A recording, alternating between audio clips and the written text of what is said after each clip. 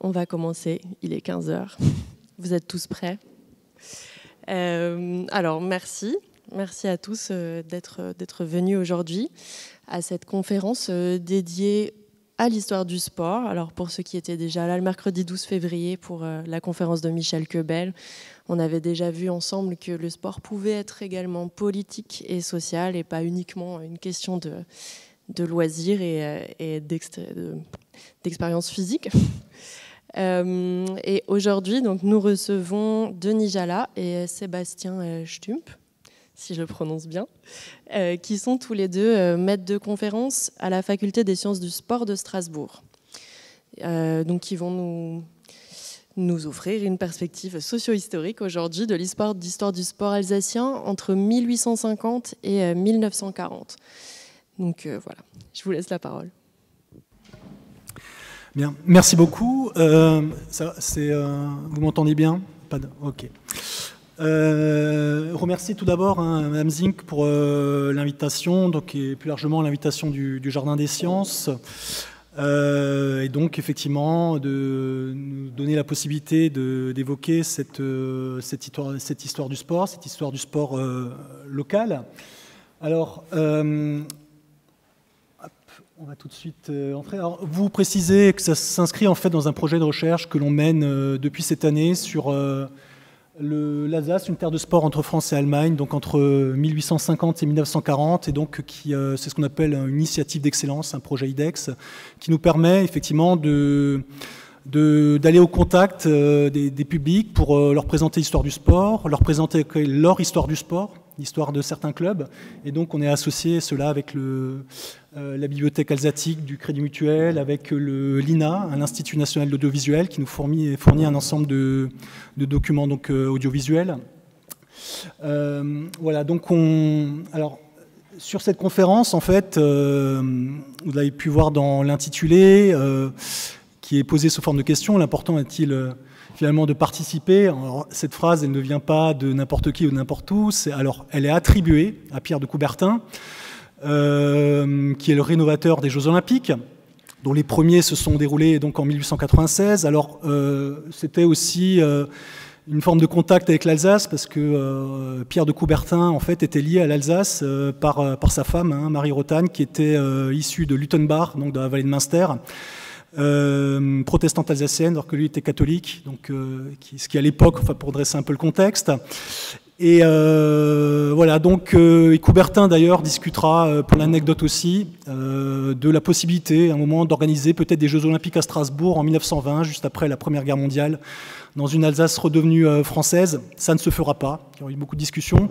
En tout état de cause, ça nous paraissait intéressant de partir donc, d'une phrase qui est attribuée donc, à ce personnage, Pierre de Coubertin, pour essayer de démarrer cette conférence en la posant sous forme de question. Est-ce que finalement voilà,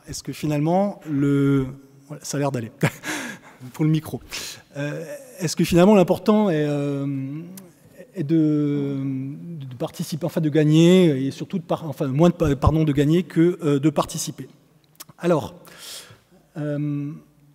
en fait, on peut effectivement partir de cette phrase attribuée à Coubertin, même si ce n'était pas tout à fait de lui, c'était un évêque anglais qui lui avait soufflé cette phrase, mais en fait, on a essayé, nous, donc avec Denis Jala, de nous demander pourquoi finalement on participe à des manifestations sportives. Qu'est-ce qui fait que les gens ont un intérêt pour les pratiques sportives, pour les manifestations sportives?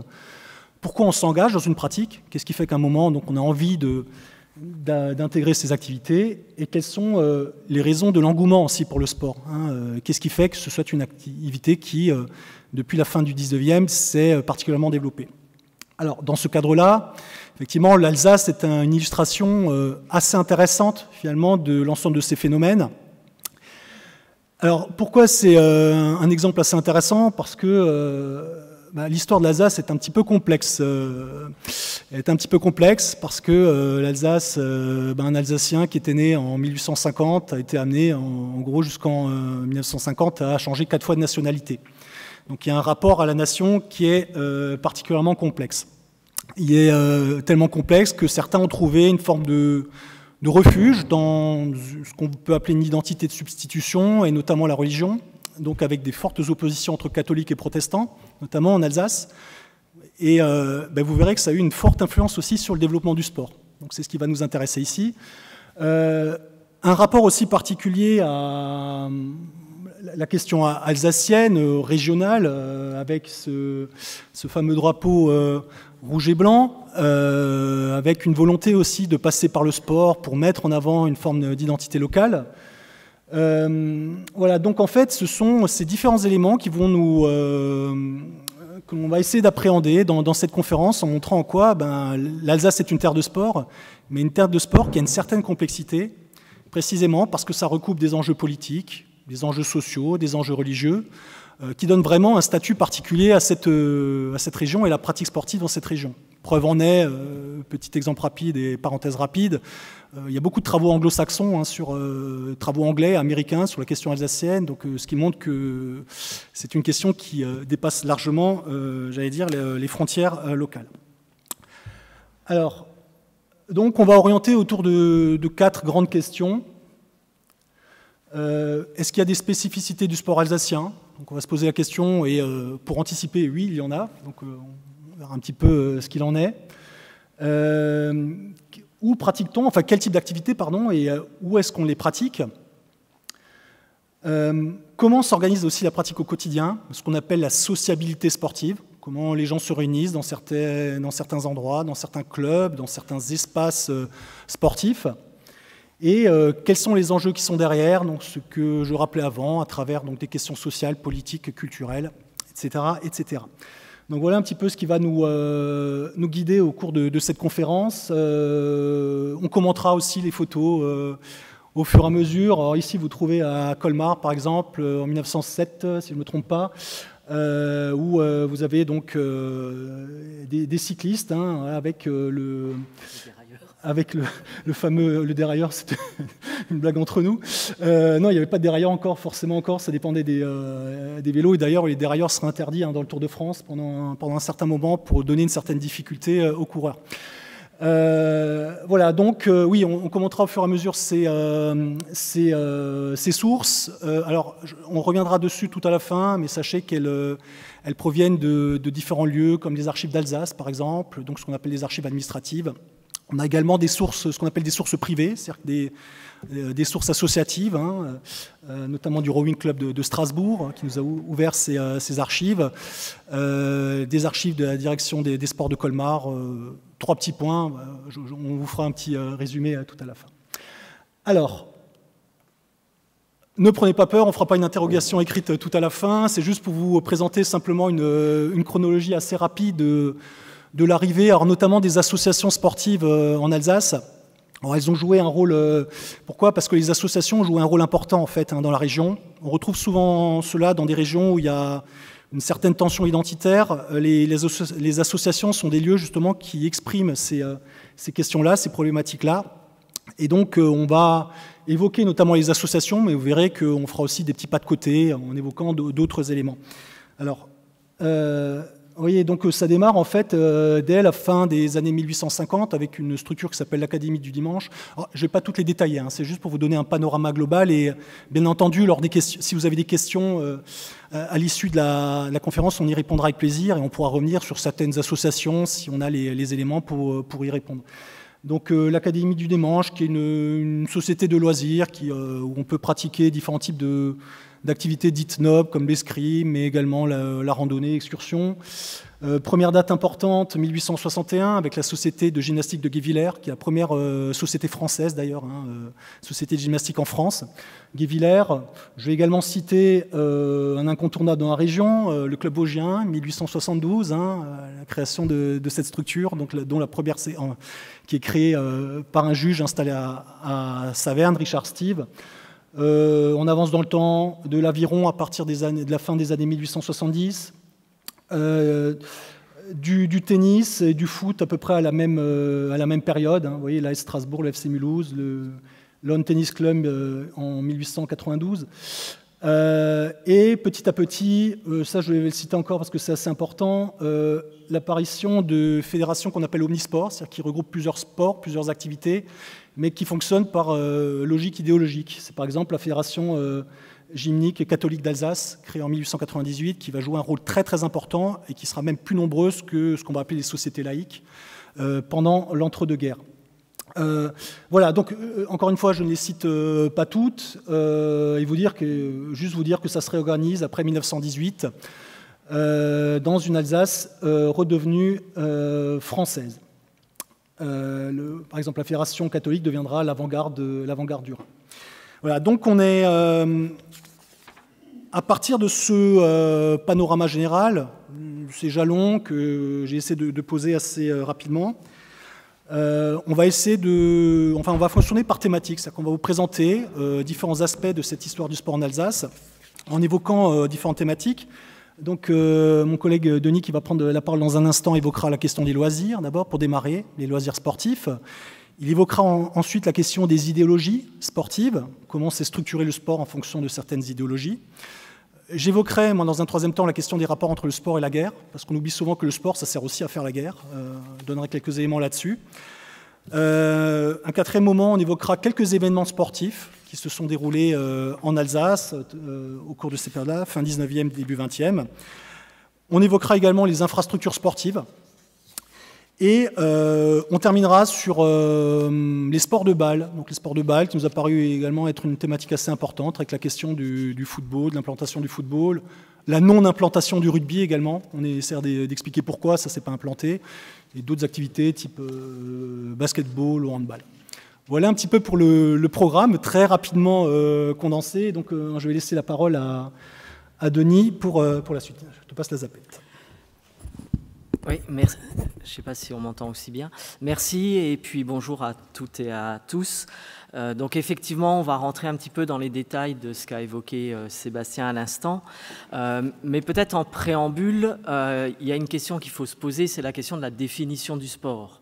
Alors, historiquement, et on le voit à travers cette diapo qui est encore à l'écran, bien le sport, c'est effectivement des activités de performance, des activités de compétition, mais ce sont aussi des activités de loisirs, oisives, de récréation. Et en particulier, l'Alsace est relativement bien fournie dans le domaine des activités de loisirs parce que la région s'y prête particulièrement. Donc aujourd'hui, on ne va pas rentrer dans les détails, mais on va avoir une définition des pratiques sportives qui est relativement ouverte, où on parlera effectivement de compétition, d'infrastructures qui permettent la mise en place de compétitions, mais on parlera aussi d'activités plus récréatives et plus de loisirs. Ouais. Les sources, voilà. Donc, on reviendra sur les sources peut-être après. Effectivement, l'Alsace, terrain de pratique de loisirs, terrain de pratique sportive au sens large du terme, avec les nombreuses forêts, les montagnes. Mais on oublie aussi qu'historiquement, il y a beaucoup d'activités physiques, sportives, qui se déroulent dans les parcs municipaux, dans les villes, ou qui se déroulent sur les places publiques. Vous avez à Strasbourg un certain nombre de places qui ont servi de lieux de pratique sportive.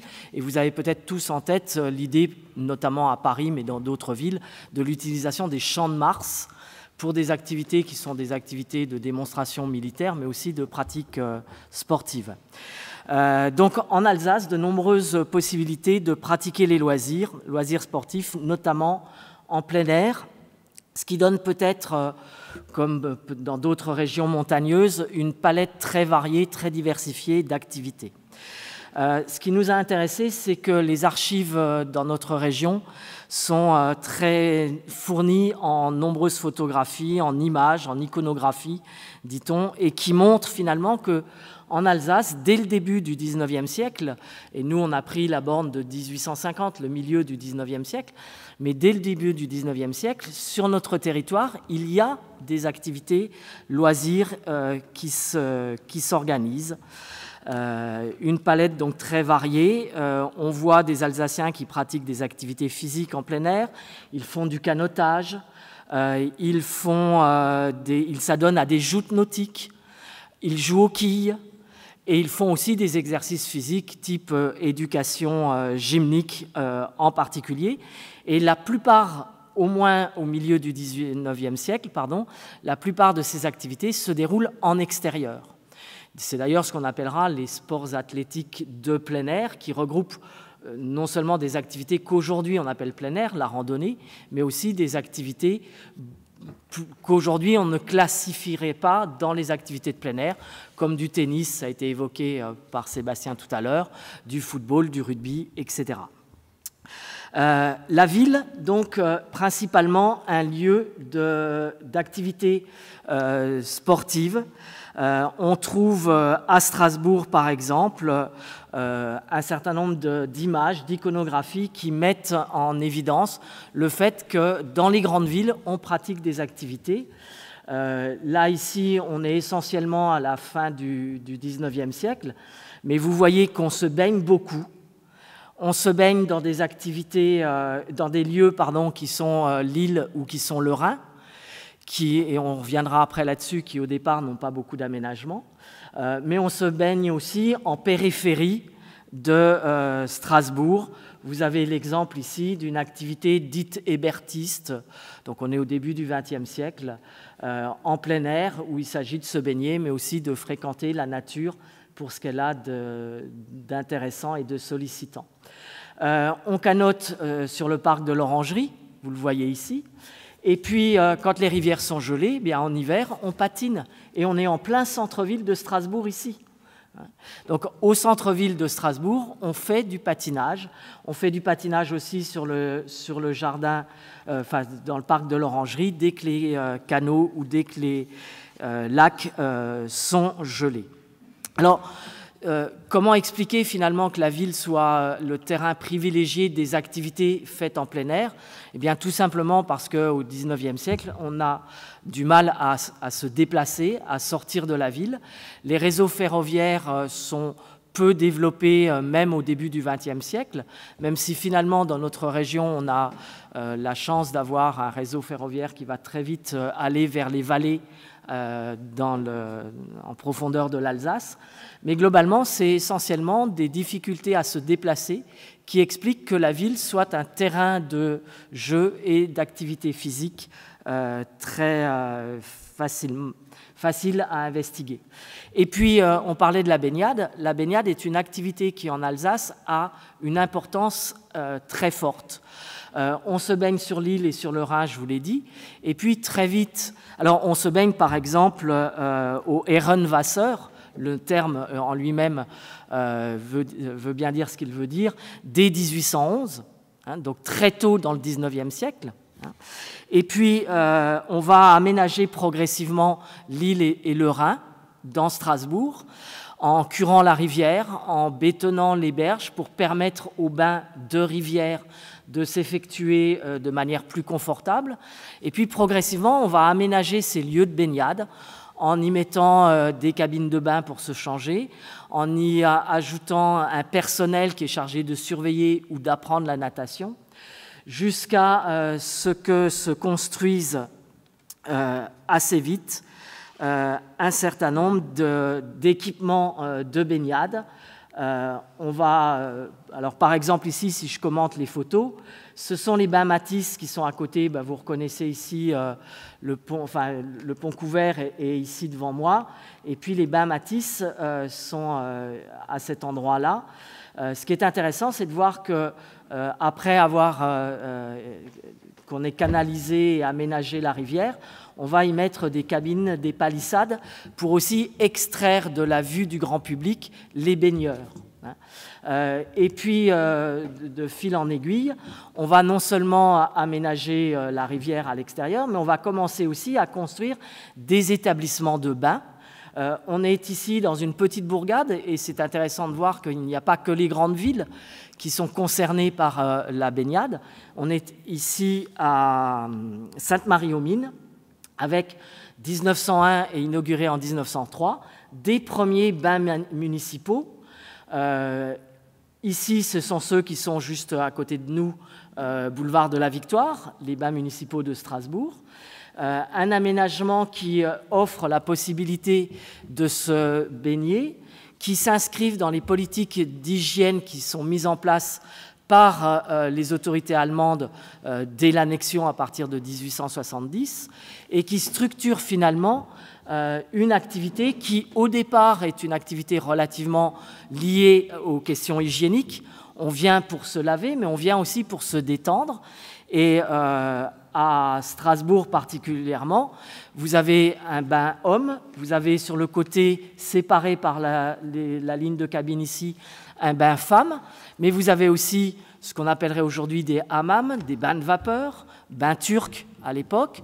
Vous avez aussi un solarium, une terrasse donc au-dessus des bains municipaux qui permettent de prendre le soleil, mais aussi dès que l'électricité va être possible, on va mettre en place des appareils à bronzer. Donc tout ce qu'on connaît aujourd'hui, ça n'est pas nouveau. Dès la fin du 19e, début du 20e siècle, on a ce type d'équipement qui va transformer finalement l'activité de bain de rivière en activité hygiénique, mais à l'intérieur de ces piscines municipales, vous avez, enfin de ces bains municipaux, pardon, vous avez des bassins de natation qui au départ permettent une natation de loisir et puis très vite aussi une natation sportive de compétition. Et donc on voit finalement qu'il y a un enchevêtrement des activités, hygiène, détente, loisirs et activités sportives. Alors, si je poursuis ma visite des pratiques sportives dans les villes, eh bien, non seulement les rivières permettent une activité sportive, mais les parcs municipaux permettent aussi des activités. On va au jardin de la Dolée qui se trouve pas très loin de... Comment s'appelle le quartier qui est... la plaine des Bouchers, montagne verte, quelque part par là, voilà. On a aussi les jardins Émerlé, qui offrent des possibilités d'activités de détente, d'activités sportives. Les familles s'y rendent pour pique-niquer, et puis trouvent sur place des bassins qui sont creusés là aussi pour s'ébattre dans l'eau, pour nager, des canaux qui permettent la natation, des terrains de quilles aussi, de boules, et éventuellement, des petits parcours de promenade dans ces jardins qui offrent la possibilité aux familles de pratiquer des activités sportives au sens large du terme, activités corporelles, si on veut être plus précis. Voilà. Donc une activité sportive qui en Alsace se développe aussi au sein des classes les plus populaires. On n'a pas non plus que les élites qui pratiquent des activités sportives, même si ça a été évoqué, le lawn tennis ou le tennis ou d'autres activités sont des activités qui sont relativement élitistes ou mondaines. En Alsace, très vite, et peut-être parce que les politiques des autorités allemandes à partir de l'annexion ont insisté sur le bienfait des activités corporelles, on a des activités qui touchent toutes les classes sociales assez rapidement, plus vite que dans le reste de la France ou de la France de l'intérieur, comme on dit à l'époque. Alors, l'Alsace a une particularité, terre montagneuse aussi, et effectivement, en hiver, très vite, se développe une activité sportive sur les sommets. Donc, si je reprends le fil de mes propos, eh bien, à partir de la fin du XIXe siècle, on a un certain nombre de clubs de ski qui vont proposer des activités, emmener les gens, aider les gens à partir à la montagne, faire des activités de glisse, faire des activités de neige qui se transformeront effectivement assez vite en activités de ski, que ce soit au Champ du Feu, à la Schlourte, au Donon, au Lac Blanc, des sites qui sont encore des sites, quand il y a de la neige, des sites d'activité connus aujourd'hui. Et ces associations qui ont été évoquées dans la frise qu'a mis en place tout à l'heure Sébastien, vont structurer l'activité en proposant aussi, en construisant des refuges et en s'organisant pour accueillir le mieux possible ces sportifs qui se rendent à la neige. Et à l'époque, et je le disais tout à l'heure, les moyens de communication ne sont pas simples, même s'il y a un réseau ferroviaire qui permet d'aller vers les vallées. On monte sur les sommets à pied, on monte sur les sommets en traîneau tiré par des chevaux. Donc vous vous rendez bien compte que ce n'est pas une activité pour quelques heures, pour la demi-journée, ce sont des activités qui s'organisent sur la journée, voire sur 2 jours. Et c'est pour ça que les structures vont construire assez vite des refuges pour permettre l'accueil de ces montagnards, de ces skieurs. Alors, c'est essentiellement au début du XXe siècle, puisque un certain nombre de clubs sont créés, que ce soit sur Strasbourg, à partir de Strasbourg, à partir de Colmar, à partir de Mulhouse, au début du XXe siècle. On est, je ne vais pas insister sur des dates, mais on est en 1904, 1905, 1906 pour ces grands clubs qui vont permettre le développement d'une activité montagnarde en hiver en particulier. Alors, se construisent des chalets, des refuges, et puis vous avez aussi un certain nombre d'industriels qui ont compris l'intérêt qu'il y avait à développer sur les sommets une activité qui n'est plus simplement sportive ou qui prend le sport comme prétexte, une activité qui est touristique. Et vous voyez par exemple au Markstein, en 1930, un industriel qui est Schlumberger, très connu dans la région, qui va construire le Grand Hôtel sur les sommets, et puis ça n'est pas le seul. Vous avez, dès le retour de l'Alsace à la France, un certain nombre d'industriels qui vont structurer une activité touristique plus que, à partir ou avec le prétexte des pratiques sportives. Alors, le ski, bien sûr, la marche, alors c'est du ski essentiellement du ski de randonnée, ce qu'on appellerait aujourd'hui du ski de randonnée, puisqu'on monte à pied.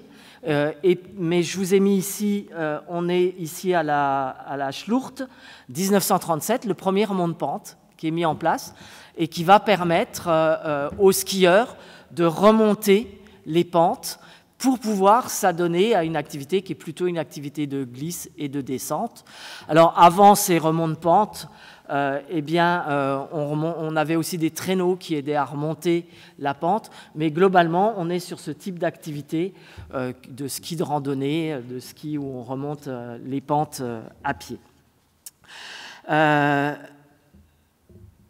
Alors, je ne vais pas insister trop sur ces éléments-là, mais on a aussi en Alsace une spécificité, c'est l'engagement d'un certain nombre d'acteurs à gérer, organiser, structurer l'activité hivernale. Et en particulier, vous avez un Alsacien qui est très connu, qui est Charles Diebold, qui va développer les premières méthodes d'enseignement du ski en France. Il s'inspire de méthodes qu'il a découvertes en Autriche, qui s'appelle la méthode de l'Arlberg.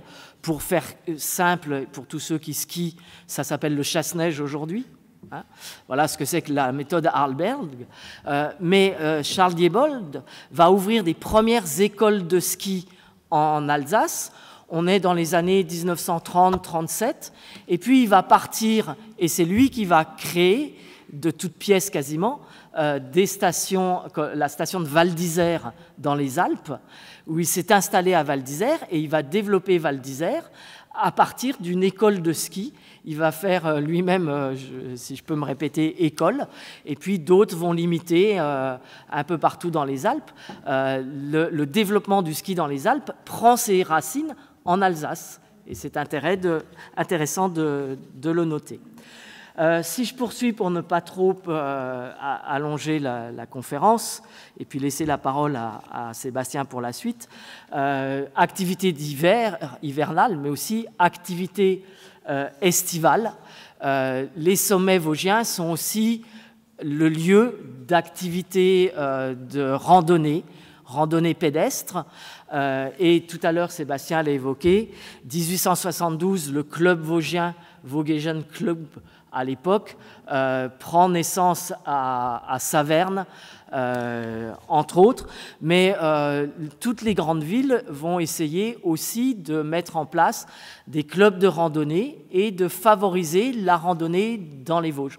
On parle beaucoup du club vosgien parce qu'il a aussi, vous le savez, si vous faites de la randonnée, structuré les voies de communication sur les sommets vosgiens, baliser les chemins, mais ça n'est pas le seul club. Vous avez d'autres clubs de randonnée qui ont aussi permis que les Alsaciens et les Alsaciens des villes puissent aller se promener sur les sommets en été. Ce sont souvent les mêmes clubs de ski qui en été proposent une activité de randonnée, mais pas forcément, pas nécessairement. Et de la même façon, ces clubs de randonnée vont construire un certain nombre de refuges et d'équipements pour favoriser le développement de la randonnée. Ça s'inspire aussi d'une culture qui nous est donnée en héritage de l'Allemagne, la Freikörperkultur, et puis le romantisme en particulier. Et ces clubs de randonnée vont construire, non baliser des chemins, je l'ai dit, mais construire aussi des bancs, des gloriettes, des refuges, des tables pour pique-niquer. Tout ça avec l'idée que le territoire est beau à parcourir à pied, mais il est beau aussi à regarder et qu'il est inspirant et qu'on peut finalement réfléchir en s'asseyant sur un banc à regarder le paysage. Alors, je n'insiste pas, mais il faut aussi replacer ça dans un contexte qui est le contexte politique de l'époque. Si on regarde les massifs vosgiens, c'est parce que aussi les massifs vosgiens ont été le lieu d'une dispute, d'un débat, de guerre, de bataille, pour prendre ou reprendre les sommets. On en reparlera tout à l'heure dans la suite du propos. Si on déroule, les activités de randonnée, les activités de ski, les activités de baignade ne sont pas les seules activités qui s'organisent en Alsace. Vous avez aussi d'autres activités et on prend l'exemple ici du cyclisme qui, à notre grand étonnement, c'est aussi très structuré dans notre région. Avec un certain nombre, le cyclotourisme en particulier, mais pas simplement de parcourir l'Alsace à partir de vélo. Vous avez aussi des salles de spectacles cyclistes qui se mettent en place. Vous avez l'exemple ici à à Colmar d'une salle qui s'appelle le Waala, qui est un restaurant. Et le restaurateur va proposer dans l'arrière-salle des activités de cyclisme, c'est le bouton ici. Vous les voyez ici. Vous avez à l'intérieur du restaurant une véritable salle de cyclisme où on fait du cyclisme pas sous forme de détente, sous forme d'activité de plaisir. Dans l'arrière-cour, il propose aussi des quilles, des boules. Il a toute une piste de ce qu'on appellerait aujourd'hui un bowling, sans faire d'anachronisme. Et finalement, les activités de loisirs sportifs vont permettre d'attirer une clientèle au restaurant et inversement, au restaurant de proposer de prolonger la journée avec des activités de loisirs. Il ouvrira aussi une des premières salles de cinéma à Colmar. Mais ces activités de cyclisme, elles prennent des formes variées, diverses. Elles sont de détente, comme je vous l'ai dit, dans la salle du Waala, mais elles sont aussi des activités qui ne sont pas loin d'activités de cirque, du cyclisme artistique, où il s'agit en fait de faire des figures. Et vous avez de véritables compétitions qui se mettent en place à la fin du 19e, au début du 20e siècle, compétitions de vélo artistique qui s'organisent et dont les premières se développent en Alsace, avec aussi d'autres formes de vélo, je ne sais pas où est ma zapette, voilà, qui sont, elles, plus compétitives. On est toujours dans cette période de la fin du 19e, début du 20e siècle. Je ne veux pas vous assommer avec des dates, mais globalement, c'est cette période du basculement du siècle. Alors, tout à l'heure, Sébastien a évoqué, finalement, et dans la question qu'on a posée dans le titre, à quoi sert le sport ? Une fois qu'on a décrit un certain nombre d'activités, il faut se poser la question de la récupération qui est faite ou des enjeux qui sont faits des activités sportives. Et on en a identifié un certain nombre. Je sais plus où je suis dans mes notes, mais c'est pas très grave. Ouais, ça ira plus vite.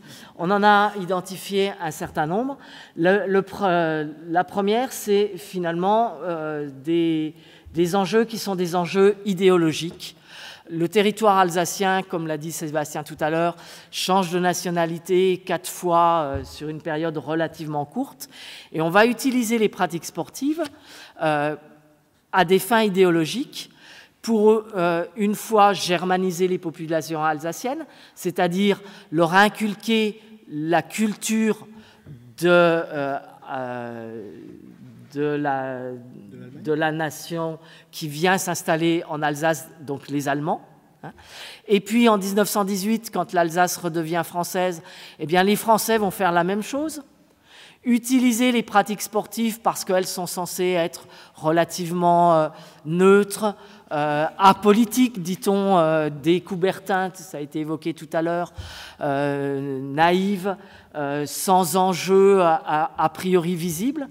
Utiliser les pratiques sportives pour refranciser les Alsaciens, c'est-à-dire leur inculquer les valeurs, la culture, les idéaux liés à la nation française. Donc à chaque fois qu'on change de nationalité, à chaque fois le sport est mobilisé pour essayer de transformer les Alsaciens et en faire des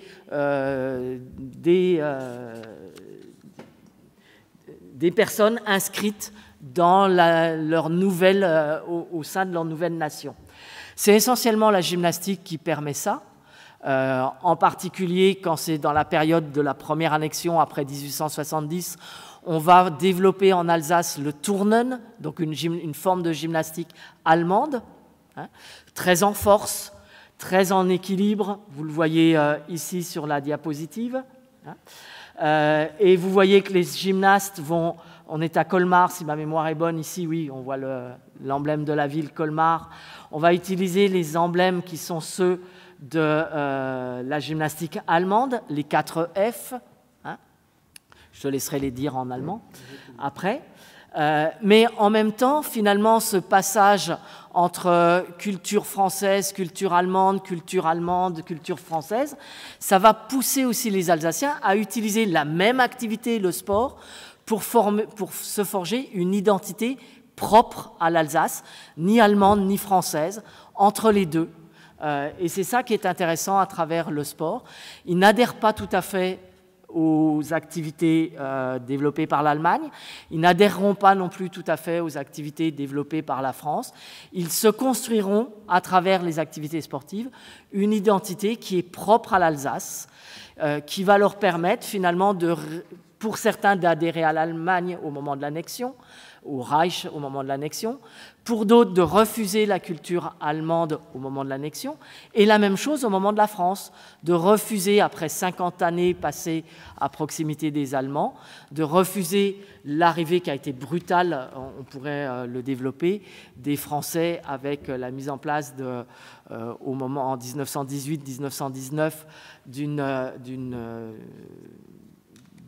administration qui ne ménage pas les Alsaciens, et ils vont utiliser le sport aussi pour conserver une identité qui leur est propre. Si on déroule aussi, tout à l'heure ça a été évoqué, l'Alsace est une terre aussi religieuse, partagée entre le catholicisme et le protestantisme, et vous avez un certain nombre d'activités qui se développent à travers l'ancrage, une utilisation qui est faite par les congrégations religieuses des activités sportives. La gymnastique va se développer très vite grâce au dynamisme du clergé, des catholiques. Dans chaque village, vous avez des patronages qui se mettent en place, donc des associations finalement qui permettent d'encadrer la jeunesse et qui vont utiliser à la fin du 19e siècle la gymnastique, mais qui vont aussi utiliser d'autres activités sportives pour encadrer la jeunesse, pour encadrer les femmes. C'est le cyclisme, mais c'est aussi le basket. Le basket va être très largement mobilisé par le clergé, et par les curés, dans les paroisses, pour essayer d'encadrer la jeunesse. Et le basket en terre alsacienne va se développer sous une forme essentiellement poussée, dynamisée par les catholiques. Alors on pourrait montrer aussi que cette spécificité alsacienne, elle est relativement unique. Des associations s'organisent et des fédérations s'organisent en Alsace. Il y en a une qui est particulière, qui est l'Avant-Garde du Rhin, qui est une association catholique qui va structurer la gymnastique au début, mais aussi du basket, mais aussi du cyclisme, mais aussi un certain nombre d'activités sportives et créer des sections. Et ça va devenir une véritable fédération quasi nationale, qui va d'ailleurs s'opposer à la fédération sportive et gymnique catholique française, entre guillemets, pour conserver des acquis qu'elle a mis en place, qu'elle a développés au moment de l'annexion, pour conserver cette spécificité alsacienne que j'évoquais tout à l'heure. Et en réaction contre cette fédération française, l'Avant-Garde du Rhin va continuer, bien que le traité de Versailles interdise les relations avec l'Allemagne, va continuer à avoir des échanges avec la Suisse et avec l'Allemagne en Suisse pour multiplier les compétitions de gymnastique, mais aussi de basket, mais aussi d'autres activités. Ouais.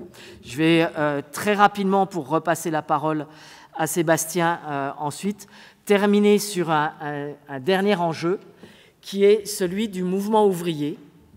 En Alsace aussi, vous avez un certain nombre d'associations qui se sont développées dans le milieu ouvrier, donc associations ouvrières de sport ou de sport ouvrier. Et puis, il faut faire la distinction, la différence avec des associations aussi corporatistes. Ce n'est pas tout à fait la même chose, on ne va pas rentrer dans les détails. Dans un cas, ce sont des associations qui se mettent en œuvre, qui regroupent des ouvriers. Donc ça vous montre ce que je disais tout à l'heure, que l'Alsace a très vite intégré des classes sociales, toutes les classes sociales à la pratique sportive. D'accord ? Et puis les associations corporatives, ce sont des associations qui sont mises en place par les patrons, par les dirigeants des associations, pour essayer d'encadrer les ouvriers, avec l'idée finalement que des ouvriers qui se sentent bien à proximité de leur entreprise, qui sont encadrés par leur entreprise, ce sont des ouvriers qui vont être plus rentables. Ça va éviter aussi, c'est le cas de Schlumberger dont on parlait tout à l'heure, mais d'autres grands patrons d'industrie en Alsace, avec l'idée que finalement le sport, ça éviterait aussi qu'ils aillent dans les cafés ou boire, ou qu'ils se battent à la sortie des usines. Et donc ça permettrait finalement à la fois de garantir une paix sociale et d'avoir des ouvriers qui le lendemain sont en pleine forme pour être rentables pour l'industrie.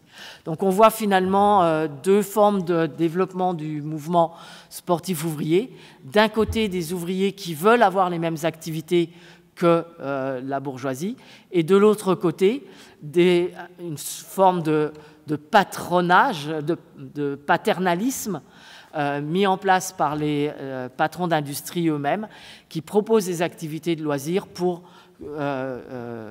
contrôler les ouvriers. Je te laisse la parole. Je vais récupérer également la zapette par là même. Merci la technologie. Alors en fait, dans la continuité de ces éléments-là idéologiques, il faut aussi comprendre que le sport a servi aussi à préparer à la guerre ou à faire en sorte que les jeunes notamment deviennent de bons soldats. Alors ça, on le retrouve par exemple au cours de la période allemande, donc 1870-1918, où les autorités vont s'appuyer sur les sociétés de sport et de gymnastique pour diffuser des enjeux militaires. Alors, enjeu militaire, c'est quoi par exemple? C'est faire ce qu'on appelle la préparation militaire, ce qui sera fait au sein des sociétés de gymnastique. C'est le cas par exemple du Strasbourger Turnverein qui deviendra plus tard, après la Première Guerre mondiale, la Strasbourgeoise en fait, qui faisait de la préparation militaire, donc pour en fait préparer le moment du service militaire. C'est également les sociétés de natation. On apprend à nager. Alors, c'est pas du tout une natation compétitive. On s'intéresse pas du tout au crawl à cette époque-là. C'est plutôt la brasse. La brasse avec la tête à l'extérieur. Ben, ça permet de nager ou de surnager, d'une certaine manière, dans les cours d'eau, mais aussi d'aller sauver quelqu'un. Donc, il y a une pratique de sauvetage qui se développe. On pense également, alors je l'ai noté ici, au scoutisme qui va se développer. Alors les éclaireurs, les Pfadfinder qui se développent juste avant la Première Guerre mondiale en Alsace. Donc des troupes sont créées à Strasbourg, Colmar, Mulhouse, et qui s'inspirent un peu du modèle anglais des Boy Scouts, et donc qui visent effectivement, alors qui s'inspirent beaucoup aussi des méthodes des armées coloniales, très clairement, et qui d'ailleurs on en reprend l'habit, ça on le retrouve dans tous les pays d'ailleurs. Et donc, c'est l'apprentissage de la vie en plein air, l'apprentissage de la débrouillardise. Et d'ailleurs, après la Première Guerre mondiale, les autorités françaises regarderont avec grand intérêt ces structures, précisément parce qu'on suppose qu'elles sont un lieu de militarisation. Donc, voilà, elles seront fortement encadrées. Donc, voilà, donc vous avez également le développement des éclaireurs de France après la Première Guerre mondiale. Faire du sport, ça permet aussi d'apprendre à défendre le territoire d'une certaine manière, et ça, on le retrouve par le biais du ski. Les premières sociétés de ski se créent. Alors, la première, c'est en 1896, le Ski Club Vogesen, donc le ski club vosgien, est créé à Strasbourg en 1896. Alors, par qui? Par un haut fonctionnaire allemand qui avait pour but, pourquoi dans un premier temps, non seulement effectivement s'ébattre peut-être en montagne, en hiver, mais c'est surtout pour former des officiers de l'armée allemande à eux-mêmes devenir des instructeurs pour des chasseurs, les troupes de chasseurs. Voilà. La crête vosgienne sert de limite. Des limites territoriales, de frontières. Les clubs vont aider donc l'armée à former des instructeurs pour que les chasseurs, ce qu'on appelle les troupes de chasseurs, apprennent à monter en montagne avec ses skis et donc à défendre la frontière ou du moins faire des exercices de reconnaissance. Alors ça c'est pour l'hiver, voilà, dans les Vosges avec Willem Paulke qui joue un rôle très très important, un des personnages qui introduit le ski en Alsace, par le biais de l'armée allemande. Il faut comprendre aussi que le club vosgien jouait un rôle important. C'est-à-dire que alors ça, on le retrouve en fait dans les archives du contre-espionnage français, contre-espionnage militaire français, où ils expliquent que si le club vosgien crée des sentiers, c'est sûrement pour que les excursionnistes puissent se balader un petit peu en montagne, mais c'est aussi pour faire en sorte qu'en été, on puisse aller, période non neigeuse, je vais m'exprimer comme ça, que les soldats puissent accéder rapidement au sommet. Voilà. Donc il y a tout un travail des services militaires de contre-espionnage français pour mettre en avant ces éléments-là. Donc vous voyez, c'est toujours une histoire d'équilibre, c'est-à-dire que ça sert les randonneurs, mais ça sert aussi les militaires. Voilà, on est dans cet enjeu. Après la Première Guerre mondiale, le sport va servir de la même manière à faire de la préparation militaire. On crée notamment une structure, l'Union des sociétés d'éducation physique de Basse-Alsace, pour promouvoir ces activités au sein des clubs, ce qu'on appelle la préparation militaire au sein des clubs. Donc les clubs, si elles organisent la préparation militaire pour la jeunesse, touchent en contrepartie des subventions. C'est ce qu'on appelle une agrémentation. C'est le terme qui était utilisé à l'époque. Les sociétés agréées vont pouvoir toucher des subventions, mais en contrepartie, elles doivent faire de la préparation militaire. C'est une obligation. Et donc voilà, donc vous avez toute cette rhétorique qui s'organise autour du soldat, de la jeunesse alsacienne qui doit servir finalement de garde sur le Rhin, comme on le dit à l'époque. Donc les sociétés sportives jouent ici un rôle important. Alors, on était sur les enjeux très idéologiques, on va revenir maintenant sur des choses un petit peu plus ponctuelles à travers des événements sportifs en vous disant que le sport, pour que ça fonctionne, il faut aussi l'organiser et c'est une mise en spectacle. Une mise en spectacle qui va se faire différemment, que ce soit de la gymnastique ou d'autres types de sports qu'on appelle les sports anglais, sur lesquels je vais revenir dans un instant. Ce qu'il faut comprendre, c'est que donc, la gymnastique, qui existe depuis les années 1860 et qui se développe après 1870, ne s'organise pas comme à l'heure actuelle. C'est pas une gymnastique sportive. C'était plutôt une gymnastique, donc ce qu'on appelle les concours de gymnastique, c'était en fait des démonstrations d'ensemble. Des démonstrations d'ensemble où les gymnastes étaient alignés les uns à côté des autres face à, ce qu'on pourrait appeler un instructeur, en fait, avec cette idée, effectivement, de faire des démonstrations de masse pour montrer la force, en fait, montrer la force du club, mais de la même manière pour montrer la force de la nation par là même. Donc il y a un effet d'ensemble qui existe, qui est très très important. Et donc on organise des grands... Alors ça date des années 30, les années 1930, et vous avez également donc des grands concours qui sont organisés, par exemple en Alsace en 1925, par l'Union des sociétés de gymnastique de France, qui donc rassemble l'ensemble des gymnastes français pour très clairement montrer la force du pays sur le Rhin ou à proximité du Rhin, dans une Alsace redevenue française. Donc il y a toute une rhétorique dans les concours de gymnastique de démonstration de force face à l'ennemi, parce que les Allemands en font de même à cette période-là, donc après la Première Guerre mondiale. Les événements sportifs, ce sont aussi petit à petit des compétitions sportives qui vont s'organiser. Alors ça donne une dimension un petit peu plus, parfois un peu plus légère, un peu plus ludique, et les exploits physiques des sportifs vont constituer un intérêt pour les spectateurs. Donc à côté de la gymnastique, vous avez donc des concours sportifs qui s'organisent, et donc les spectateurs viennent voir des personnes qui vont se confronter, qui vont faire preuve d'héroïsme pour essayer de remporter la victoire.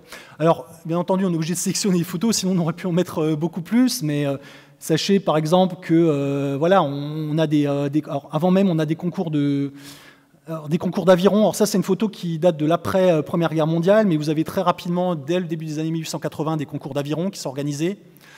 Vous avez donc des concours de tennis, des compétitions de tennis. Là, ici, en l'occurrence, c'est à Strasbourg, par le lawn tennis. Compétition masculine et féminine, d'ailleurs, à noter. Ça fait partie des activités qui développent très rapidement une activité compétitive féminine. Des concours d'athlétisme, celle qu'on va appeler l'association qu'on appelle à l'heure actuelle l'ASS, l'Association sportive de Strasbourg, a joué un rôle important à cette période-là, même si elle ne portait pas tout à fait le même nom. On a également des courses qui s'organisent du côté de Colmar, du côté de Mulhouse, Mulhouse par le biais du FC Mulhouse par exemple. Et donc petit à petit se met en place un ensemble de compétitions. Je ne rentre pas dans le détail, mais cette idée que voilà, le sport insuffle un nouvel élan, si vous voulez, aux pratiques corporelles, parce qu'il y a une dimension compétitive qui donne un petit peu plus de tension et qui est parfois un peu moins rébarbative que la pratique de la gymnastique. Il y a ici évidemment des intérêts socio-économiques derrière cela. C'est-à-dire que les compétitions participent d'intérêts socio-économiques. Le cyclisme très très vite rentre dans cette logique. C'est-à-dire qu'on organise des courses sur des vélodromes qui commencent à se construire à partir des fin des années 1880 à Strasbourg, début des années 1890 à Colmar et à Mulhouse. Donc des vélodromes dont on fait payer l'entrée, d'accord ? Ou tout simplement des circuits qu'on organise, par exemple autour du Champ de Mars à Colmar. Voilà, vous avez des courses, on fait payer les spectateurs. Oui. Et on donne des récompenses également aux cyclistes. Donc il y a un enjeu économique qui se met en place et qui attire par là même des entrepreneurs, des journaux qui vont commenter ces courses. Bref, tout un environnement économique s'organise autour de cela. Oui, j'avais oublié, bien entendu, les courses de chevaux, et des hippodromes sont construits, donc avec des logiques de paris qui s'organisent. Deux éléments qui m'ont paru si importants, ça c'est après la Première Guerre mondiale, en 1922, un grand prix automobile en fait, qui est organisé à Dupigheim, en fait, grand prix de course automobile, dans le cadre d'une grande semaine sportive qui est organisée à Strasbourg, où on va pas faire que de l'automobile, donc, mais il y aura également à côté de cela un tournoi international de tennis, un grand prix motocycliste, un gala de boxe avec la présence de Georges Carpentier, par exemple, le boxeur Georges Carpentier, des concours hippiques et l'arrivée du Tour de France. Oui. Donc on essaie d'organiser, et ça c'est la municipalité en accord avec des acteurs locaux qui vont organiser, donc, notamment une structure qui s'appelle la Société d'encouragement au sport de Strasbourg, qui est constitué en fait de commerçants et de petits commerçants strasbourgeois, qui organisent des activités pour promouvoir le tourisme à Strasbourg. Donc c'est un point d'entrée, le sport, pour favoriser le tourisme à Strasbourg et dans la région. Alors ici, ça a paru assez original parce que vous avez des courses aussi un peu originales. Donc là, c'est au cours de l'annexion, si je ne me trompe pas, à Colmar, où vous avez au vélodrome de Colmar une course entre des concours, des confrontations qui sont organisées entre des coureurs et des cyclistes, par exemple.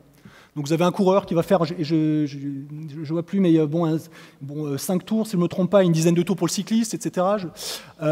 Bref, ce qui est assez intéressant, c'est que vous avez des concours un peu originaux aussi qui s'organisent, mais avec là encore une entrée payante pour attirer le spectateur.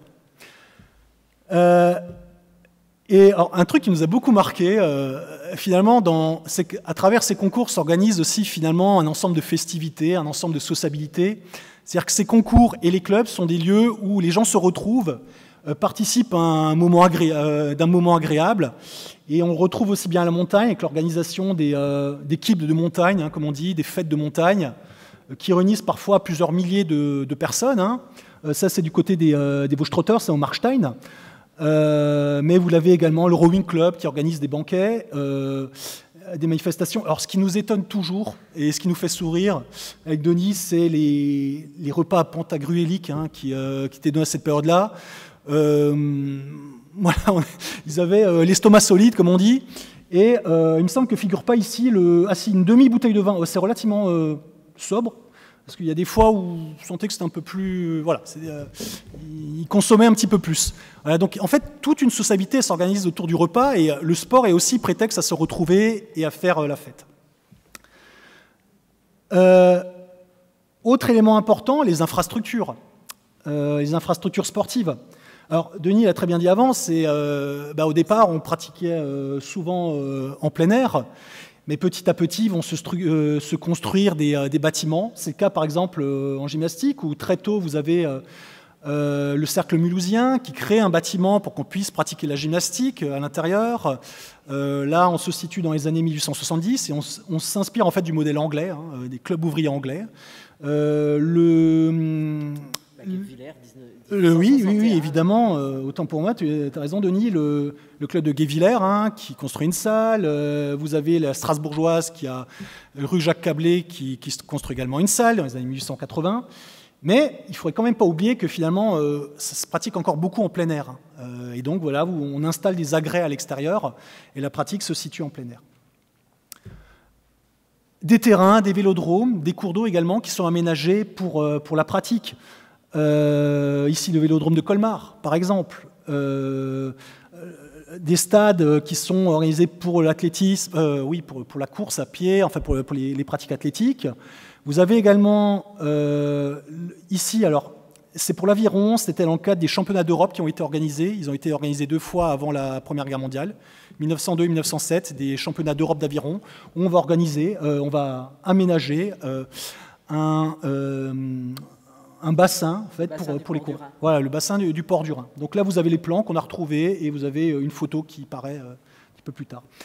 Après la Première Guerre mondiale, vous avez aussi la création d'un centre régional d'instruction physique à Strasbourg qui se situe porte de Pierre, voilà, où dans un contexte de difficulté à faire redémarrer des activités, vous avez une structure militaire qui va proposer des terrains donc, pour pratiquer la gymnastique, pour pratiquer le football, le basket, etc. etc. Pour terminer, parce que l'heure avance, parce que là, on va essayer de respecter au mieux le temps, dernier élément qui nous a paru important aussi, c'est d'évoquer un élément qu'on aime ou qu'on n'aime pas, qui est assez fondateur en Alsace, c'est la question des sports à côté de la gymnastique, c'est la question des sports de balle.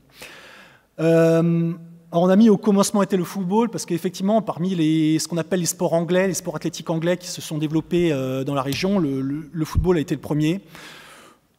Au tournant des années 1890, par le biais de structures, je l'ai dit avant, le Strasburger Fußballverein, donc l'SSV, qui va devenir ensuite l'ASS, l'Association sportive de Strasbourg, qui va jouer un rôle important, qui est créé par un Allemand, en fait, qui a appris le foot en Suisse, Walter Benzemann, qui va devenir l'un des grands dirigeants, enfin, un des grands promoteurs du football en Allemagne, qui va avoir une revue qui s'appelle Der Kicker, et qui donc organise le football à Strasbourg à partir des années 1890. Alors il n'est pas le seul, mais c'est l'un des éléments, l'un des personnages qui va y participer.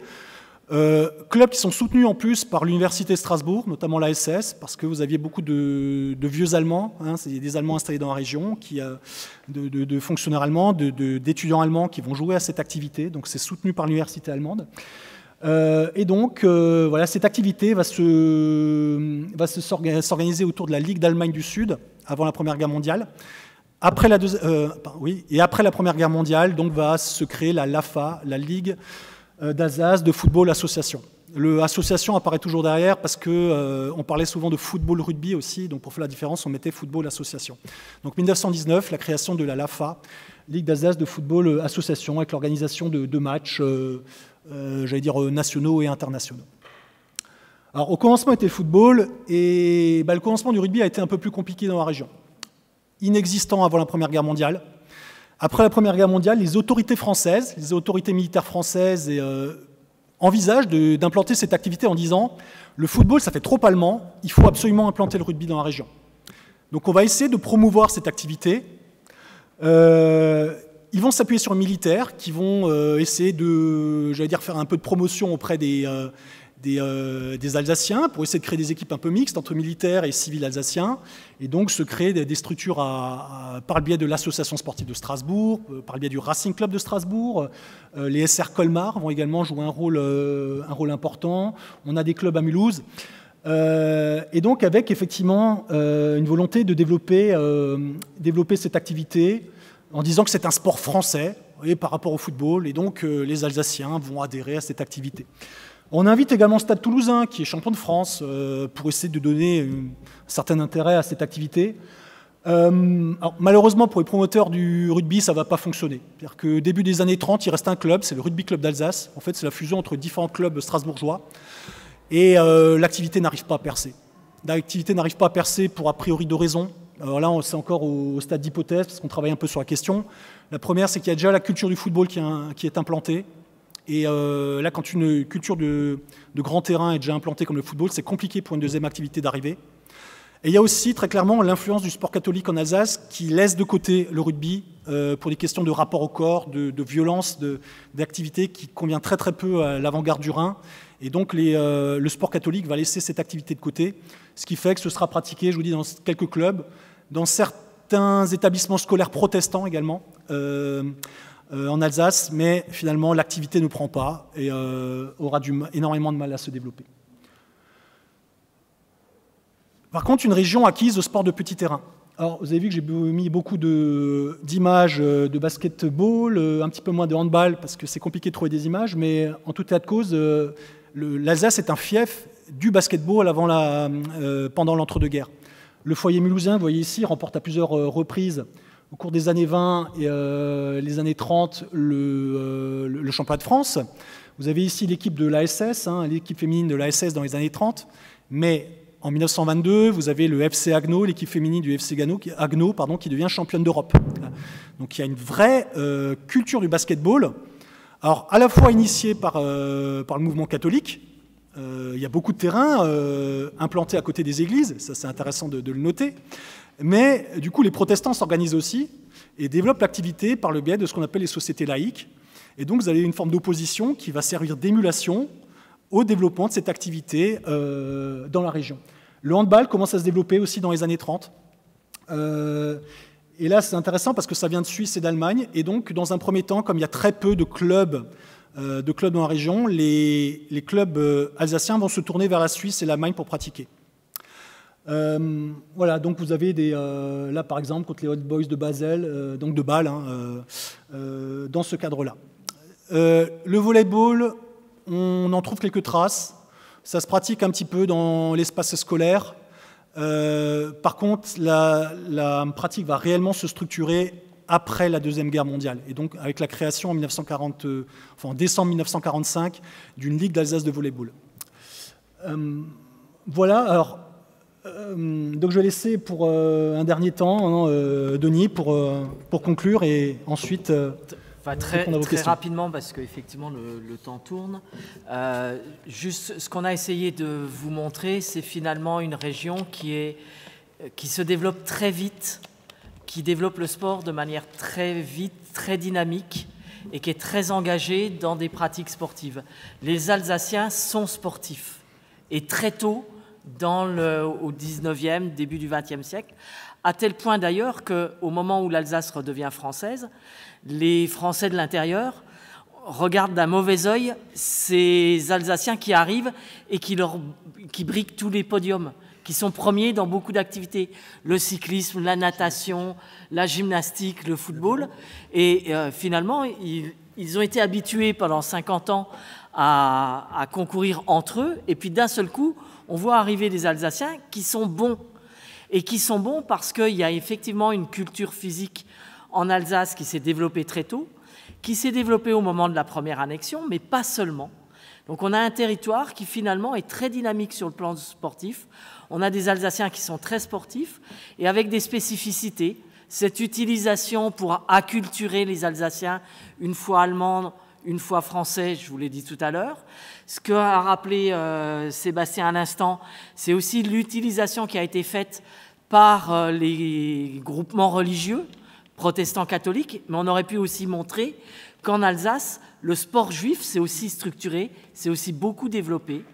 Il y a des clubs à Strasbourg qui sont des clubs de juifs qui sont ouverts parfois à tous, mais qui sont aussi parfois des clubs communautaires, comme le sont les catholiques, comme le sont les protestants, parce qu'il y a aussi, à travers le sport, l'idée de se retrouver entre gens qui partagent une même identité, une même culture, quelle qu'elle soit.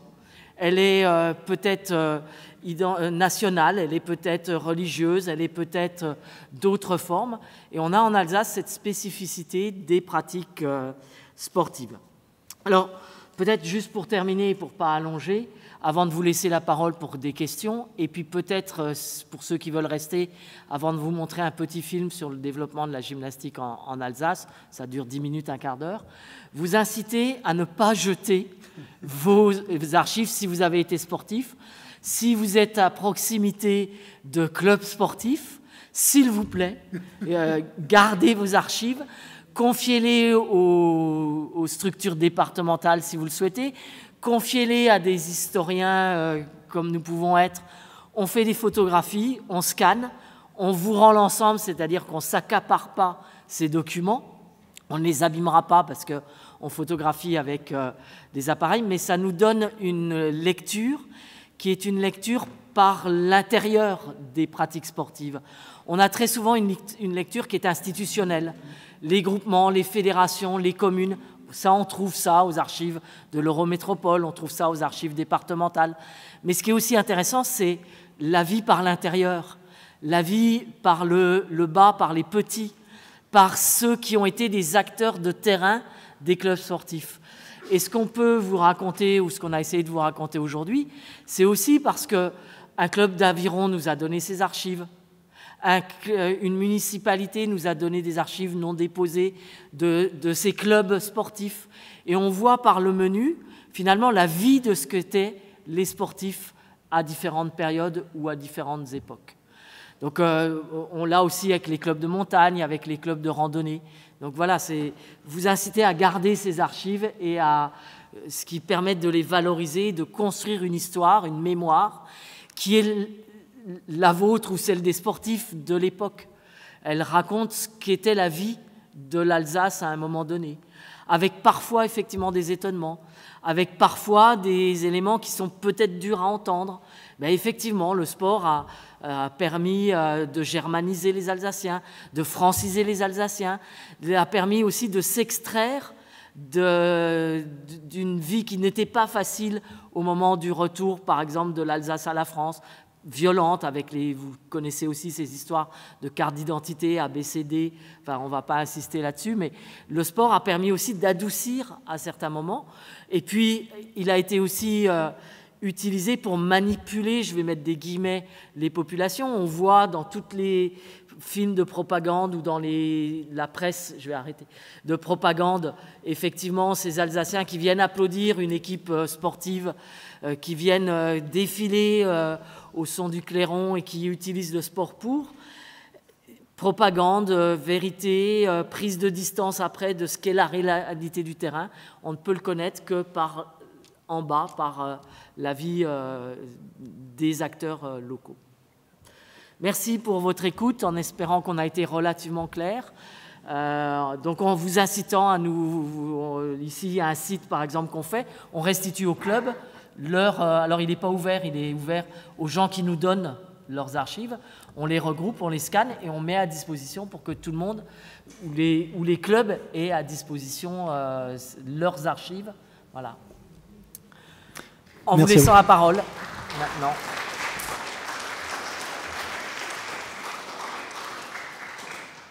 Merci beaucoup.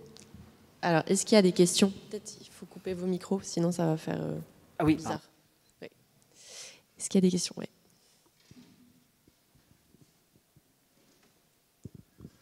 Merci pour tous ces éclairages. J'aurais deux questions. Vous avez évoqué dans les sports nautiques l'aviron, souvent même. Vous avez dit un mot sur les joutes nautiques. J'aurais une question par rapport à la voile. Est-ce que la voile existait sur la période que vous avez étudiée ou est-ce qu'elle a été mise en place seulement après, avec le cercle de voile de Mulhouse et puis le plan d'eau de Flopsheim? Et ma deuxième question, c'est la différence entre le sport de masse et le sport d'élite. Alors, non pas en termes de masse et d'élite par rapport à des performances sportives, mais je prends un exemple. Il fut un temps, il était de bon temps de faire du tennis, et quand le tennis s'est popularisé, on s'est mis au golf. Est-ce que vous avez retrouvé aussi ces effets-là sur la période que vous avez étudiée? Oui, on va commencer par la deuxième question que vous posez. Merci pour vos questions. Et ensuite, je laisserai la place. En plus, vous avez la chance, c'est un historien de la voile. Denis, il ne s'est pas dévoilé complètement, mais il a travaillé donc sur l'histoire de la voile, donc je pense qu'il est incollable sur la question. J'espère pas trop. Ça va, je t'ai bien vendu? Ça va? Une heure. Ok, vous avez une heure. Alors oui, effectivement, le sport est un phénomène, c'est ce que repèrent les historiens et les sociologues, c'est-à-dire que c'est un phénomène profondément distinctif, c'est-à-dire que c'est ce qu'on appelle un phénomène de distinction-diffusion, c'est-à-dire que généralement ça peut être accaparé entre guillemets par une élite. Petit à petit, cette activité se diffuse et ça entraîne justement un déplacement de certains pratiquants vers d'autres activités ou des pratiquants qui vont renouveler les modalités de pratique. Donc on retrouve cela et là-dessus, par exemple, on peut prendre l'exemple de l'aviron, Denis, qui est assez marquant, c'est-à-dire que c'est une activité plutôt élitiste au départ, c'est ce qu'on appelle du canotage. Puis la version arrive des jeunes, plutôt issus des classes moyennes, généralement, qui commencent à pratiquer de cette activité. C'est le modèle du Rowing Club de Strasbourg, par exemple. Et ça commence à râler, sérieusement. Donc qu'est-ce que font les milieux les plus élitistes? Ils prennent leur distance avec cette activité pour aller vers d'autres modalités de pratique. Donc ça, on le repère dans beaucoup d'activités. Le vélo, c'est la même chose. Le vélo au départ est une activité élitiste et à partir du moment où ça va se démocratiser, vous avez très clairement les élites qui vont faire le choix de ce qu'on appelle le cyclotourisme, laissant la pratique compétitive aux classes moyennes et aux classes populaires. C'est ce qu'un historien qui s'appelle Philippe Gaboriau il disait du vélo, que c'était la lenteur des riches et la vitesse des pauvres. Donc lenteur des riches, c'est-à-dire un loisir cyclotouristique pour des gens issus plutôt d'un milieu social aisé, et la compétition pour des milieux populaires et des classes moyennes. Cela étant, c'est quelque chose qui est en train de se renouveler à l'heure actuelle. On s'aperçoit qu'il y a une forme de remontée du recrutement social des cyclistes, y compris professionnels. Donc effectivement, oui, on le repère tout cela dans les activités. Et là, je vais laisser la parole sur la voile à mon collègue. Juste pour compléter, peut-être, il faut peut-être que tu... Ah oui, pardon. Juste pour compléter la réponse que vient de faire Sébastien, une spécificité aussi de l'Alsace, c'est qu'on voit aussi des clubs, et on prend l'exemple de l'Aviron puisqu'on nous a confié les archives, vous avez des clubs qui regroupent des milieux assez populaires et des clubs qui regroupent des milieux assez bourgeois pour une même activité à une même période. Prenez l'exemple de ce qui s'appelle aujourd'hui l'AS 1881 en Aviron, qui s'appelait à l'époque le Strasburger Ruderverein, qui est développé par les Allemands de l'administration, qui sont installés au moment de l'annexion à Strasbourg, et qui vont regrouper plutôt les élites allemandes et la bourgeoisie strasbourgeoise, avec des grands commerçants. Vous avez Bugatti qui va adhérer, donc il est à Molsheim, mais il va venir canoter ici à Strasbourg. Et à côté de ça, le Rowing Club de Strasbourg, qui est plus ouvrier parce que, ou disons un petit employé, classe moyenne, parce qu'il est installé pas loin de brasseries et qu'il regroupe finalement les contremaîtres, les petits employés de ces brasseries. Donc une même activité, alors Sébastien a raison, on voit après des phénomènes où les uns ont du mal à échanger avec les autres et glissent vers d'autres pratiques. Mais en Alsace, il y a cette spécificité d'activité qui se structure avec des clubs qui regroupent plutôt des élites, plutôt des classes moyennes, à la même période pour une même activité. Alors, pour revenir à la question de la voile, il m'a présenté comme spécialiste de la voile, mais pas en Alsace, parce que effectivement, votre question, elle est très juste. Dans les archives, pour le moment, on n'a pas repéré de développement de l'activité vélique, voile, très tôt.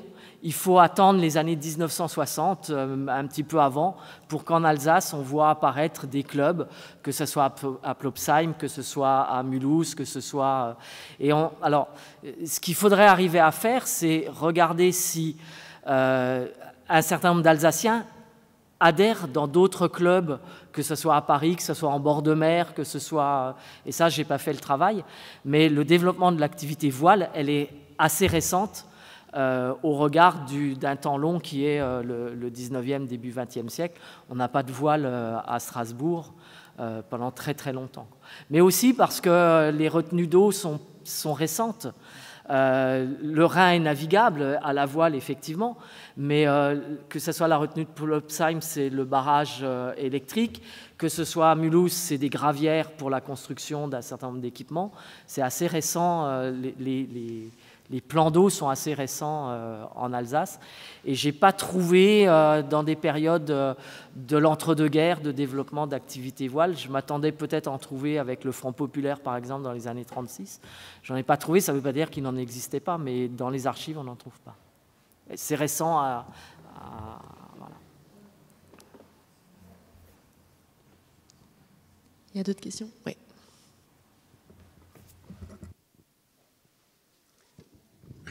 Merci. Je voulais revenir sur deux petits points. Le premier, c'est l'opportunisme et l'opportunité qu'il y a eu en Alsace avec les très nombreux plans d'eau naturels ou artificiels. Artificiels, je pense notamment aux ballastières et aux gravières, qui sont devenus soit des lieux de loisirs multiples, pas seulement la baignade ou le plongeon. Je pense au Baggersee, à l'est de Strasbourg, au lac Achard au sud de Strasbourg, à la Ballastière au nord de Strasbourg, qui sont des lieux qui ont permis de développer la natation, le canoë, tout ça dans un contexte très social, puisqu'il y avait les pique-niques, on allait passer une journée, le Baggersee, c'était extraordinaire. Il y avait des orchestres qui jouaient et on restait le soir faire la fête, parfois toute la nuit. J'en sais quelque chose. Et puis, donc, c'est un premier aspect, c'est le côté social aussi de cette chance qu'on a en Alsace avec tous ces plans d'eau naturels qui ont été exploités par l'homme. Et le deuxième aspect, et fort heureusement, vous avez cité le nom de Bugatti qui me tient à cœur, pour différentes raisons, c'est le sport automobile. On a quand même un berceau de créativité automobile extraordinaire. On pense essentiellement à Matisse, à la Méno, rue du Maréchal Lefebvre, et à Bugatti. Tous les deux, d'ailleurs, ont commencé en 1904 à Reichshofen chez De Dietrich, qui a décidé d'arrêter au bout de 2 ans et demi, parce que c'était pas tellement son truc.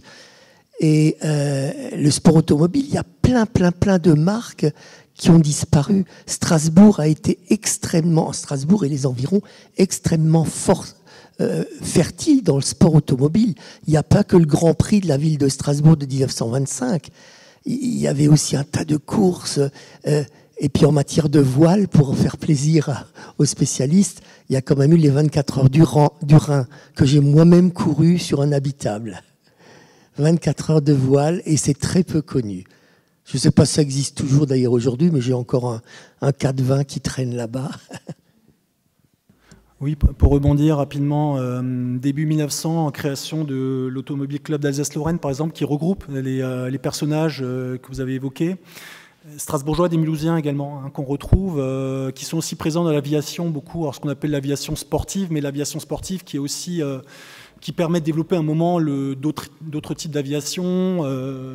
Donc il y a effectivement, on allait dire, un berceau industriel et technologique qui a permis aussi très clairement de développer certaines activités localement et qui ont joué un rôle très important. Vous avez raison. Donc c'est un aspect, c'est-à-dire que c'est un aspect très important aussi du développement de l'Alsace et qui montre justement les liens qu'on a à faire entre l'espace industriel, l'espace socio-économique et le développement de ces activités. pour compléter, ce qu'on vous a présenté aussi est lié à des recherches qu'on a déjà faites, mais il y en a encore beaucoup à faire. Et effectivement, il y a une richesse aussi sur le territoire alsacien. Vous avez raison, l'automobile, peut-être qu'on aurait dû plus le dire ou plus le souligner. Il y a un développement fort. Vous évoquiez les espaces comme Baggersee ou d'autres, comme des espaces qui sont non seulement des espaces de développement de loisirs et festifs. Tout à l'heure, j'évoquais les jardins de la Dolée et les jardins Emerlé. C'est pareil. Il y avait des orchestres, il y avait des... voilà. Les espaces dont vous parlez sont relativement récents parce qu'effectivement, c'est pour ça que je répondais sur la voile, pas beaucoup d'activités de voile avant les années 50-60, mais ça ne veut pas dire que les pièces d'eau n'étaient pas des lieux fréquentés où se développaient des activités qui étaient des formes de canotage, qui étaient des formes de baignade. J'ai évoqué les bains en rivière sur l'île et sur le Rhin, mais dès qu'il y a eu des pièces d'eau, il y a eu des activités de natation, pas forcément de voile, ou de canotage, mais pas forcément de voile, pour des questions aussi de taille de ces espaces-là. Et les 24 heures de voile, je crois, n'existent plus, mais il y a des activités qui continuent, plus festives que sportives. Celle-là en était une. Juste un petit élément encore, effectivement, on ne peut pas concevoir à l'époque, c'est pour ça qu'on insistait beaucoup sur la sociabilité festive, on ne peut pas concevoir non plus le sport et la gymnastique sans les orchestres qui accompagnaient.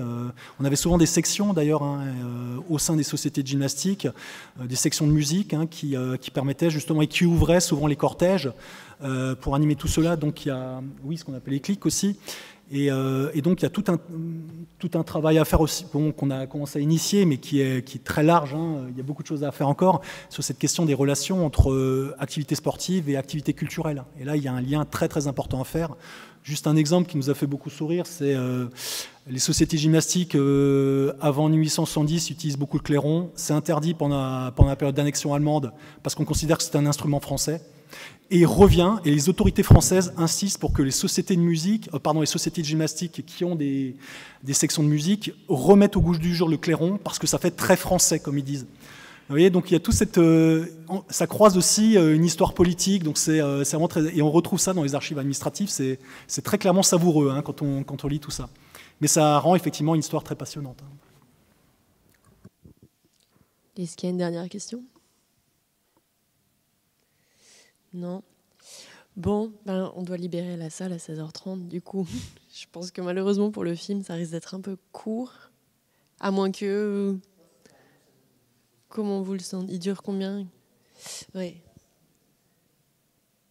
Parce que là, il est 16h22. Combien dure le film ?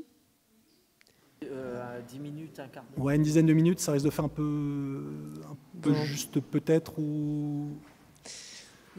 Ça risque d'être un peu... Ça risque d'être un peu... Alors, ouais. Ok. Je suis désolée. Pas de problème. Bon, merci quand même à tous pour votre présence. On vous aurait montré que la gymnastique, ça n'est pas que des mouvements. Il y avait aussi des choses qui étaient un peu de l'équilibre, du cirque, des portées de gueuses, de poids dans la gymnastique telle qu'elle se développe au 19e. Voilà. Ok. Merci beaucoup. Merci beaucoup et on se retrouve la semaine prochaine.